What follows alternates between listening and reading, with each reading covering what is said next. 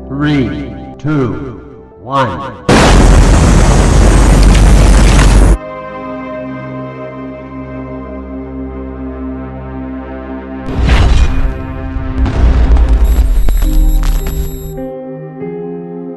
Stay steady and look ahead.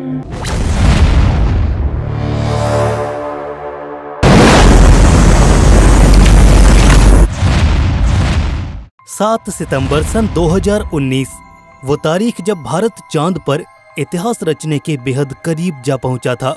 मगर धरती से करीब 3.5 लाख किलोमीटर दूर उस शाम चांद पर एक अनहोनी घटना ने 140 करोड़ हिंदुस्तानियों के सपने पर पानी फेर कर रख दिया था। सालों की कड़ी मेहनत और करोड़ों रुपयों की लागत वाला ये मिशन अपने अंतिम पड़ाव पर जाकर इस हादसे की भेंट चढ़ गया और बदकिस्मती से हमें इस नाकामी का सामना करना पड़ा। मगर हिंद के लोगों का जज्बा पहाड़ से भी ऊंचा और अटल है। महज 4 सालों के वक्त में ही भारत फिर एक बार चांद को अपनी मुट्ठी में करने के लिए तैयार है।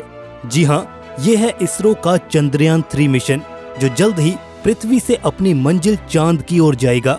आइए आज चंद्रयान 3 के बारे में डिटेल्स के साथ जानते हैं आखिर कैसे ये स्पेसक्राफ्ट ल्यूनर एक्सप्लोरेशन और एस्ट्रोनॉमी के क्षेत्र में नए कीर्तिमान गढ़ेगा, कैसे इसरो का ये नेक्स्ट जनरेशन मिशन अपने प्रीडेसेसर चंद्रयान 2 से अलग और ज्यादा कारगर होगा, और इसके अलावा भी ढेर सारी बातें होंगी आज की इस वीडियो में। तो नमस्कार दोस्तों, आप देख रहे हैं रहस्य टीवी स्पेस। तो चलिए शुरू करते हैं। जैसा कि आप सभी जानते हैं कि चंद्रयान 3 इसरो के पिछले मून मिशन चंद्रयान 2 का ही एक फॉलो ऑन मिशन है, जिसके तहत इसरो एक लैंडर और एक रोवर को चांद के साउथ पोल पर उतारना चाहता है। ये काम बेहद पेचीदा और जटिल है, क्योंकि अतीत में ऐसा करने की कोशिश में कई सारे स्पेसक्राफ्ट्स नाकाम हो चुके हैं। फिर चाहे वो इजराइल का बेराशीत लैंडर हो या फिर एक private Japanese aerospace company ispace का हकूटो आर लैंडर हो, ये दोनों ही मून मिशन ऐन वक्त पर कुछ सॉफ्टवेयर ग्लिचेस के कारण फेल हुए। पर वहीं जहां फेलियर्स की मिसालें हैं, वहीं कामयाबी की नजीरें भी मौजूद हैं। हाल ही में चांद पर उतरा चाइनीज लैंडर चैंग E4 एक क्रांतिकारी मिशन साबित हुआ, जिसने चांद की फार साइड पर उतरकर न केवल इतिहास रचा, बल्कि बहुत सारे यूनिक एक्सपेरिमेंट्स को कैरी आउट करके अपनी एक हिस्टोरिकल प्रेजेंस भी नोटिस कराई। बात करें अगर पिछली दफा हुए चंद्रयान 2 के फेलियर पर, तो 7 सितंबर सन 2019 का ये दिन तो आपको याद ही होगा। पूरा देश अपने अपने घरों में पड़े टीवी सेट से चंद्रयान 2 की लैंडिंग का ये नजारा देख रहा था। वहाँ श्री हरिकोटा में खुद प्रधानमंत्री नरेंद्र मोदी इसरो के दफ्तर में इस ऐतिहासिक घटना के साक्षी बन रहे थे। मगर लैंडिंग के चंद लम्हों पहले अचानक कुछ ऐसा हुआ जिसने सबका दिल तोड़ कर रख दिया।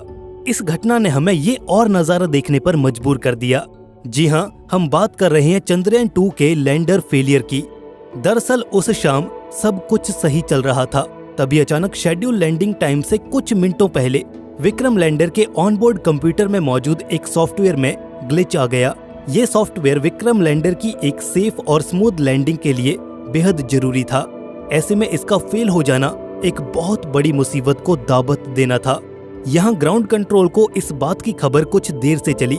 इस सॉफ्टवेयर के माल फंक्शन करते ही इस लैंडर का कनेक्शन ऊपर ऑर्बिट में घूम रहे ऑर्बिटर से टूट गया। नतीजतन चांद की सतह से महज 2 किलोमीटर ऊपर हमने विक्रम लैंडर से संपर्क खो दिया, और तेजी से डिसेंट परफॉर्म कर रहा विक्रम लैंडर बेकाबू होकर नीचे चांद की ओर गिरने लगा। सॉफ्टवेयर में हुई प्रॉब्लम के चलते लैंडर के ऑनबोर्ड कंप्यूटर्स ये जज नहीं कर पाए कि लैंडिंग थ्रस्टर्स को कब कितना ज्यादा फायर करना है, और इसी मिसकैलकुलेशन और इरेगुलेशन के चलते ये लैंडर किसी पत्थर की तरह चांद की सतह से जा टकराया। ऑब्वियसली चांद की सतह से इतना जोरदार टक्कर के बाद इसे भारी फिजिकल डैमेज पहुंचा होगा, जिस कारण इसरो की तमाम कोशिशों के बाद भी इससे संपर्क स्थापित नहीं किया जा सका। वैसे इससे कांटेक्ट बनाए रख पाना भी कोई आसान काम नहीं था। अब क्योंकि इसरो इसे चांद के फार साइड पर उतारना चाहता था। फार साइड से मेरा मतलब चांद का वो हिस्सा जो हमेशा अंधेरे में घिरा रहता है। जैसा कि आप जानते हैं कि चांद एक टाइडली लॉक्ड सैटेलाइट है, जिस कारण इसकी रोटेशनल वेलोसिटी उसके रेट ऑफ रेवोल्यूशन से सिंक्रोनाइज्ड है, जिसके चलते उसका एक पर्टिकुलर फेस ही हमेशा पृथ्वी की ओर मुड़ा रहता है।